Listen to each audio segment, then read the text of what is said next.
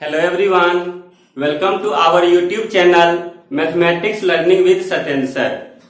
तो last class में हमने बात किया था रिलेशन बेस्ड कुछ क्वेश्चंस के बारे में, ठीक है। लेकिन अगर आपने लास्ट क्लास का वीडियो देखा होगा तो उसमें जो लास्ट क्वेश्चन था, लास्ट क्वेश्चन के लास्ट सेक्शन वो आपके उस वीडियो में नहीं था, तो वो कुछ टेक्निकल प्रॉब्लम के चलते वो रिकॉर्ड नहीं हो पाया था, ठीक है। तो आज हम सबसे पहले उसी क्वेश्चन को कवर अप करते हैं और उसके बाद नेक्स्ट क्वेश्चन पे चलते हैं। तो आज हम सबसे पहले बात कर लेते हैं जो लास्ट वीडियो के लास्ट क्वेश्चन का जो लास्ट सेक्शन था, ठीक है। तो उसमें क्वेश्चन क्या था, देखिए क्वेश्चन था show that the relation R in the set R of real numbers defined as R equal to a comma b such that a is lesser than equal to b square is neither reflexive nor symmetric nor transitive। Means आपको यहाँ पे क्या दिया हुआ है, given that में एक set है R, ठीक है, और वो R क्या है, सेट ऑफ रियल नंबर्स, ठीक है। उसके बाद जो रिलेशंस डिफाइन किया गया है वो है आपको R equal to a comma b such that a is lesser than equal to b square. ये आपको क्वेश्चन में दिया हुआ है, ठीक है। और उसके बाद आपको कह रहा है कि इसको प्रूव करना है कि रिफ्लेक्सिव भी नहीं होगा, सिमेट्रिक भी नहीं होगा और ट्रांजिटिव भी नहीं होगा, ठीक है। तो देखिए अब यहाँ पे जो रिलेशन दिया गया है वो a comma b such that a is lesser than equal to b square, और जो सेट है वो है रियल नंबर्स का। तो रियल नंबर्स में जितने भी नंबर्स है जिसको हम नंबर लाइन पे रिप्रेजेंट कर सकते हैं वो सारे के सारे नंबर्स आ जाएंगे, चाहे वो पॉजिटिव हो या निगेटिव हो या जीरो हो या इंटीजर हो या फ्रैक्शन हो, वो सारे के सारे नंबर्स के जो कलेक्शंस होंगे वो हो जाएगा हमारा रियल नंबर्स, ठीक है। इसलिए मैंने यहाँ पे सेट में एज इट इज लिखा है set R equal to set of real numbers जो हमें दिया गया है, ठीक है। और सेकेंड रिलेशन यहाँ पे, तो अब इसमें से देखिए इससे हम ऑर्डर पेयर फॉर्म करेंगे, उसमें हम कोई भी नंबर ले सकते हैं। तो लास्ट वीडियो में हमने ये भी सीखा था कि अगर कोई भी क्वेश्चन आपको सेट इन बिल्डर फॉर्म में दिया गया है तो उसको आसानी से सॉल्व करने के लिए, यानी कि रिफ्लेक्सिव, सिमेट्रिक और ट्रांजिटिव को जानने के लिए हम क्या करते हैं, टेबुलर फॉर्म या उसी को बोलते हैं रोस्टर फॉर्म, इसमें चेंज कर लेते हैं, ठीक है। तो लास्ट में हमने दो क्वेश्चंस भी देखा था कि उस दोनों को चेंज करने से कितना आसान हो जाता है सॉल्व करना, ठीक है ना। तो उसी तरह से यहाँ पर भी सबसे पहले हम क्या कोशिश करेंगे कि जो हमारा क्वेश्चन सेट बिल्डर फॉर्म में दिया गया है उसको हम चेंज कर लेंगे किसमें, रोस्टर फॉर्म में। तो चलिए यहाँ पे रोस्टर फॉर्म में चेंज करने के लिए अब कंडीशन क्या है, a is lesser than equal to b square, यानी स्क्वायर किसका है, b का है। इसीलिए हम b के कुछ वैल्यूज मान लेते हैं और उसके बेस पे जो वैल्यूज ऑफ a होगा उसको कैलकुलेट करके तब हम ऑर्डर पेयर देख लेते हैं कि ऑर्डर पेयर क्या आ रहा है, ठीक है। तो अब जैसे देखिए एग्जांपल के लिए हम यहाँ पे मान लेते हैं, यानी पुट कर देते हैं b का वैल्यू फॉर एग्जाम्पल 1 ले लेते हैं, ठीक है। एक और कोई वैल्यू ले लेते हैं 1.5 ले लेते हैं, एक और कोई वैल्यू देख लेते हैं फॉर एग्जाम्पल 2, ठीक है। इस तरह से और भी वैल्यू हम इसमें ले सकते हैं, ठीक है। लेकिन अभी फिलहाल ये जो तीन वैल्यूज है, तीन वैल्यू से देखते हैं कि इससे किस तरह से ऑर्डर पेयर बन रहे हैं, ठीक है। तो अब देखिए इससे अगर हम ऑर्डर पेयर बनाएंगे तो हमारा सेट आ जाएगा, ठीक है। और वो कौन से सेट होंगे, सेट आर, ठीक है। तो अब देखिए अगर हम b इक्वल टू 1 लेते हैं तो b क्या है, सेकेंड एंट्री। तो जो फर्स्ट एंट्री हमारा a है वो क्या होना चाहिए, b के स्क्वायर से स्मॉलर या इक्वल हो सकता है, ठीक है। तो जब 1 का हम स्क्वायर करेंगे तो वो भी 1 ही हो जाएगा। इसका मतलब है या तो 1 होगा या तो 1 से स्मॉलर होगा। तो स्मॉलर क्या होंगे, फर्स्ट एंट्री। तो जैसे या तो 1 हो सकता है या तो 1 से स्मॉलर, तो 1 से स्मॉलर क्या हो सकता है, 0, और क्या हो सकता है, -1। इस तरह से बहुत सारे हो सकते हैं, ठीक है। तो इसका पेयर किसके साथ लगेगा, 1, 1, 0, 1, -1, 1। इस तरह से आपका बहुत सारा ऑर्डर पेयर बन जाएगा जिसमें b का वैल्यू 1 होगा, ठीक है। चलिए अब नेक्स्ट वैल्यू को देखते हैं। अब नेक्स्ट है हमारा 1.5। तो अगर 1.5 से ऑर्डर पेयर लगाएंगे तो 1.5 का स्क्वायर कितना होता है, 2.25। तो जो 2.25 है ये इससे छोटा होना चाहिए या तो उसके इक्वल होना चाहिए। क्लियर है? तो चलिए अब जो 2.25 है उसका स्क्वायर करेंगे, सॉरी 1.5 का स्क्वायर करेंगे तो ये आ जाएगा 2.25। तो ये 2.25 हो सकती है, कौन सा? First entry. इसके बाद क्या हो सकते हैं? इससे स्मॉलर, इससे स्मॉलर में मान लेते हैं 2, तो ये 2 भी हो सकता है। ठीक है, इससे स्मॉलर हम एक और वैल्यूज मान लेते हैं, फॉर एग्जाम्पल 1, तो ये भी हो सकता है। अब देखिए इसका ऑर्डर पेयर किससे? तो हम लिए 1.5, तो यहां पे ये आ जाएगा 1.5, कॉमा यहां पर भी आ जाएगा 1.5, कॉमा यहां पर भी आ जाएगा 1.5। इस तरह से देखेंगे तो बहुत सारा ऑर्डर पेयर इसका बन सकता है। ठीक है, अब हम बात करते हैं 2 पे। तो अगर सेकेंड एंट्री 2 हुआ तो फर्स्ट एंट्री क्या होगा? 2 का स्क्वायर यानी कि 4। तो 4 से स्मॉलर कुछ भी ले सकते हैं। ठीक है, तो जैसे हम 4 के इक्वल भी ले सकते हैं, तो 4 मान लेते हैं, फिर दूसरा में 3 मान लेते हैं, फिर से 2 मान लेते हैं, फिर से 1 मान लेते हैं। इस तरह से बहुत सारा ऑर्डर पेयर होगा। अब इसके पेयर में क्या आएंगे? हम 2 लिए हैं तो 4, 2 हो सकता है, 3, 2 हो सकता है, 2, 2 हो सकता है, 1, 2 हो सकता है। ठीक है, डॉट डॉट डॉट। तो इस तरह से जो हमारा रिलेशन आएगा वो set of all infinite numbers of ordered pair. इसमें टोटल ऑर्डर पेयर कितने आ जाएंगे? इनफाइनाइट आ जाएंगे, और उसके कलेक्शन से जो यहाँ पे हमारा सेट बन गया वो सेट आर बन गया। तो देखिए इस तरह से बहुत सारे हैं। अब जरा इसी में हम देखते हैं कि रिफ्लेक्सिव, सिमेट्रिक और ट्रांजिटिव है या नहीं। तो एक चीज आप और ध्यान दीजिएगा कि ये बहुत मोस्ट इंपोर्टेंट पॉइंट है, बहुत इंपोर्टेंट पॉइंट है ये, कि अगर आपको कोई भी रिलेशन चेक करनी हो या कोई भी कंडीशन चेक करनी हो, ठीक है, तो आप उसमें ये मत चेक करिए कि वो किस किस के लिए वेरीफाई हो रही है, बल्कि आप ये चेक करिए किसके लिए वो वेरीफाई नहीं हो रही है। ठीक है, क्योंकि जब आपको ये चेक करना है कि ये किसके लिए वेरीफाई हो रही है, वो चेक करनी है, तो बहुत सारे ऐसे नंबर्स होंगे जिसके लिए वो वेरीफाई कर रही है। तो अगर कोई भी एक नंबर जिसके लिए वो वेरीफाई नहीं कर रही है, हम ओवरऑल में क्या बोल सकते हैं कि ओवरऑल वेरीफाई नहीं कर रहा है। तो जितना पे वेरीफाई कर रहा है वो निकालना ज्यादा डिफिकल्ट है, क्योंकि उसकी नंबर्स ज्यादा होंगे, और जिस पे वेरीफाई नहीं कर रहा है वो निकालना आसान है, क्योंकि उसका नंबर कम होगा, है ना। तो यहाँ पे हम सिर्फ उसी ऑर्डर्ड पेयर को यहाँ पे सेलेक्ट कर रहे हैं जिस ऑर्डर्ड पेयर से चांसेस है कि इसके रिलेशन का जो कंडीशन है उसको फुलफिल ना करे, क्योंकि इस रिलेशन को फुलफिल करने वाले बहुत सारे ऑर्डर्ड पेयर होंगे, और यहाँ पे तो इनफाइनाइट होंगे। तो इनफाइनाइट तो ये पॉसिबल ही नहीं है कि हर एक ऑर्डर्ड पेयर में हम चेक कर लें। ठीक है, तो हम बस ये चेक कर लेते हैं कि कोई भी ऐसा ऑर्डर्ड पेयर है जिसके लिए ये फॉलो नहीं कर रही है। अगर ऐसा कोई भी एक ऑर्डर्ड पेयर आएगा तो हम बोल सकते हैं कि इसके लिए वो वैलिड नहीं होगा। क्लियर है? तो चलिए आप इसी में देख लीजिए, जैसे अब यहां पर 1 बिलोंग्स टू रिलेशन में है, फिर से 2 बिलोंग्स टू भी रिलेशन में है, लेकिन अगर यहां पे 1.5 लेंगे तो 1.5 का जब स्क्वायर करेंगे तो वो भी रिलेशंस में आ सकता है। चलिए अब यहां पे एक और कंसीडर कर लेते हैं 1/2। अब जब 1/2 मान लीजिए हम b का वैल्यू ले लेते हैं, एक और यहां पे कंसीडर कर लीजिए, तो ये 1/2 क्या है? सेकेंड एंट्री, क्योंकि वैल्यू ऑफ b हम कंसीडर किए हैं। तो फर्स्ट एंट्री क्या होना चाहिए? 1/4 के स्क्वायर के इक्वल या तो उससे स्मॉलर होना चाहिए। तो क्या हो जाएगा यहाँ पे 1/4, 1/2 ये हो सकता है, या 1/5, 1/2 ये हो सकता है, या इस तरह से बहुत सारा ऑर्डर पेयर हो सकती है ना। अब जरा आप इसमें देखिए जो 1/2 है, क्या इसका पेयर कभी 1/2 के साथ आएगा? बिल्कुल नहीं आएगा। क्यों नहीं आएगा? तो यहाँ पे जो 1/2 है इसका जब स्क्वायर करेंगे तो 1/4, तो first entry should be always either equal to 1/4 और smaller than 1/4, but 1/2 is greater than 1/4। That's why the ordered pair 1/2, 1/2 never exist in this relation, and so given relation is not reflexive. इसका क्या मतलब है? जो given relation है वो reflexive नहीं है। तो ये चीजें क्लियर हो गया। तो रिफ्लेक्सिव के लिए यहाँ पे क्या हो जाएगा?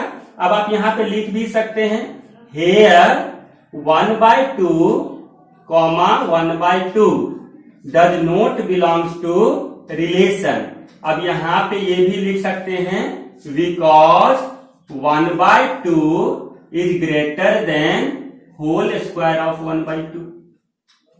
क्लियर है? तो ये इससे ग्रेटर है, बट कंडीशन क्या है हमारा कि 1/2 के होल स्क्वायर से स्मॉलर होना चाहिए। तो यहां पे लिख सकते हैं therefore R is not reflexive. तो रिफ्लेक्सिव क्लियर है। चलिए अब आगे बढ़ते हैं सिमेट्रिक पे। तो अब यहीं पे देखिए, अगर यहां पे 1/4 और ये 1/2 ये रिलेशन में है, लेकिन 1/2 और 1/4 क्या रिलेशन में होंगे? नहीं हो सकते, क्योंकि अब यहां पे देखिए एंड करके आप ये भी लिख सकते हैं 1/4, 1/2 बिलोंग्स टू R। ये R को बिलोंग्स कर रहा है, but 1/2, 1/4 does not belongs to R because 1/2 is greater than whole square of 1/4। जो कंडीशन है हमारा यहाँ पे, जो फर्स्ट एंट्री है, इसके स्क्वायर से स्मॉलर होना चाहिए या इक्वल होना चाहिए। तो 1/4 को जब स्क्वायर करेंगे तो कितना हो जाएगा? 1/16। ठीक है, तो ये क्या हो जाएगा? 1/16। तो अब यहाँ पे जो 1/2 है वो ग्रेटर देन 1/16 है, तो इसका मतलब क्या हो गया? R is not symmetric. तो देयरफॉर यहां पे ये कह सकते हैं R इज नॉट सिमेट्रिक। तो देखिए अब यहां से जो रिफ्लेक्सिव और सिमेट्रिक नहीं होगा ये क्लियर हो चुकी है। ठीक है, तो अब हम आगे बढ़ते हैं किस पे? ट्रांजिटिव पे। तो अब देखिए अगर हम ट्रांजिटिव की बात करेंगे तो ट्रांजिटिव के लिए यहां पे देखिए क्या है। अब एक कोई भी एग्जांपल मान लेते हैं, यहां से कोई भी ऑर्डर पेयर सेलेक्ट कर लेते हैं। जैसे फॉर एग्जांपल मान लीजिए हम 2.15 एक सेलेक्ट कर लेते हैं।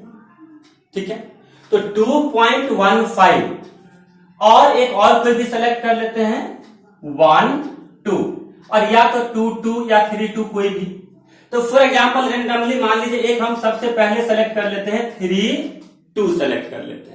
ठीक है, तो अब यहां पे देखिए आप ये भी लिख सकते हैं यहां पे हेयर 3, 2 बिलोंग्स टू R। ये दिख रहा है हमें रिलेशन में है, और इसके बाद 2 से स्टार्ट होने वाला, तो 2 से स्टार्ट होने वाला 2, 1.5 मान लेते हैं।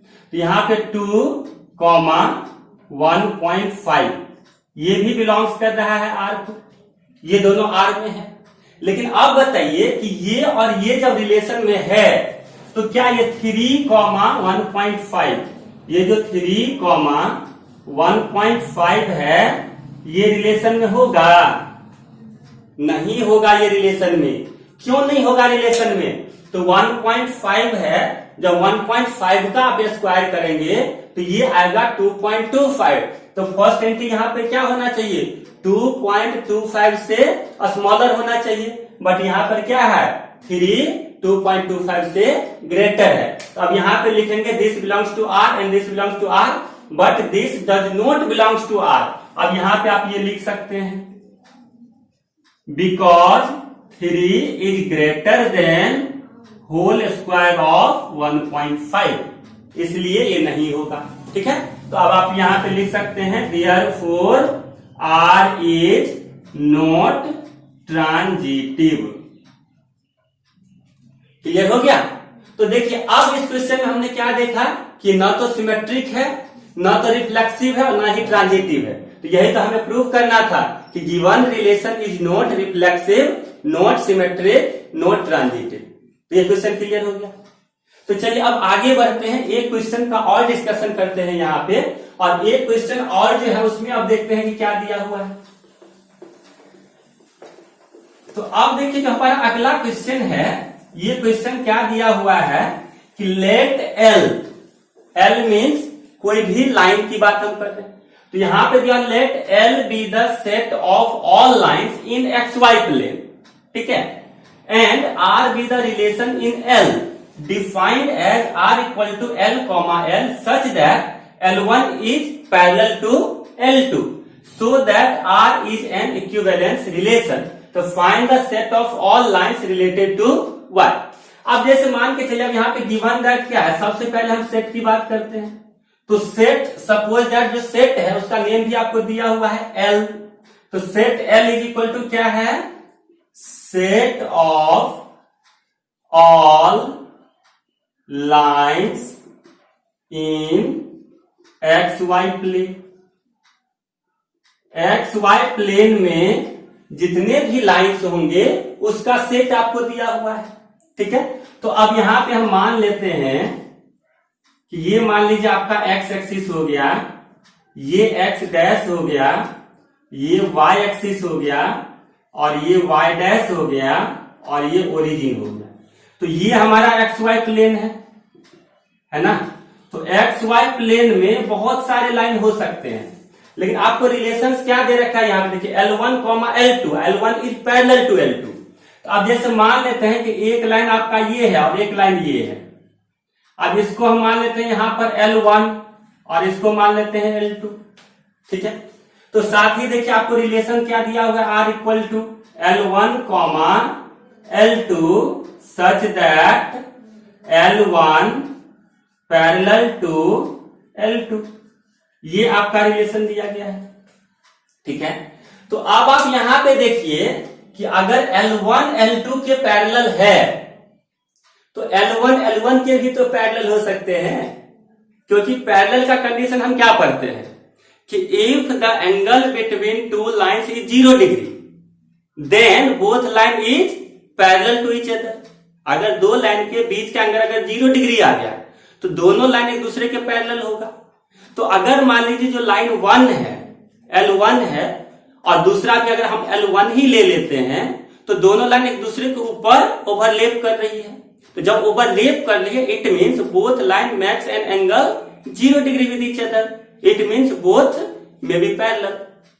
क्लियर है ना, may be not definitely parallel, ठीक है। तो अब यहां पे क्या हो जाएगा कि L1 L1 के भी पैरेलल हो सकते हैं, L2 L2 के भी पैरेलल हो सकते हैं, L3 L3 के पैरेलल हो सकते हैं। इट मीन्स क्या हो जाएगा कि L, L belongs to R, यानी ये रिलेशन को सेटिस्फाई कर रहा है। क्लियर है, तो सेटिस्फाई कर रहा है तब आपका क्या हो जाएगा, रिफ्लेक्सिव हो जाएगा। चलिए अब सेकेंड देखते हैं। अब देखते हैं सिमेट्रिक के लिए। तो अब देखिए अब यहां पर कि अगर L1 पैरेलल टू L2 है तो L2 भी तो L1 के पैरेलल होंगे, है ना, क्योंकि L1 और L2 अगर पैरेलल है तो L1 और L2 के बीच का एंगल कितना बन रहा है, 0 डिग्री, है ना। तो इसका कन्वर्सली हम ये भी तो कह सकते हैं कि L2 और L1 के बीच का एंगल कितना बन रहा है, 0 डिग्री।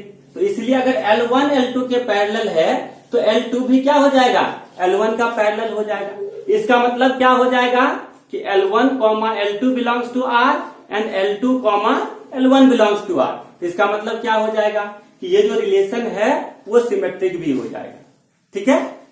तो चलिए अब आगे बात करते हैं ट्रांजिटिव का। तब उसके लिए मान लेते हैं कि एक लाइन और है यहाँ पे और ये है हमारा L3। तो अब यहाँ पे देखिए अगर L1 L2 के पैरेलल है और L2 L3 के पैरेलल है तो L1 भी तो L3 के पैरेलल है ना। तो यहाँ पे अगर L1 L2 के पैरेलल है और L2 L3 के पैरेलल है तब आप यहां से देख सकते हैं कि L1 भी L3 के पैरेलल है ना। तो इसका मतलब क्या होगा कि जो L1 L2 L3 तीनों एक दूसरे के पैरेलल है ना। तो इस तरह से हम कह सकते हैं कि if L1, L2 belongs to R and L2, L3 belongs to R, then L1, L3 will also belongs to R and hence given relation is transitive. ये चीज क्लियर हो गया। तो देखिए अब इस तरह से जो ये रिलेशन था ये सिमेट्रिक भी हो गया, रिफ्लेक्सिव भी हो गया और ट्रांजिटिव भी हो गया। तो अल्टीमेटली हम क्या कह सकते हैं कि ये जो रिलेशन होगा वो इक्विवेलेंस रिलेशन होगा। तो ये जो आपको क्वेश्चन का जो फर्स्ट पार्ट था ये प्रूव्ड हो गया। चलिए अब सेकेंड पार्ट। तो सेकेंड पार्ट में आपका क्या दिया हुआ कि find the set of all lines related to y is equal to 2x plus 4। तो जो 11th क्लास का कोऑर्डिनेट ज्योमेट्री था उसमें हम लोग पढ़ चुके थे कि अगर हमारे पास कोई भी लाइन है ठीक है ना। और उस लाइन की अगर पैरेलल कोई दूसरा लाइन अगर हमको फाइंड आउट करनी है तो दोनों के लिए क्या हो जाता है, स्लोप इक्वल हो जाता है।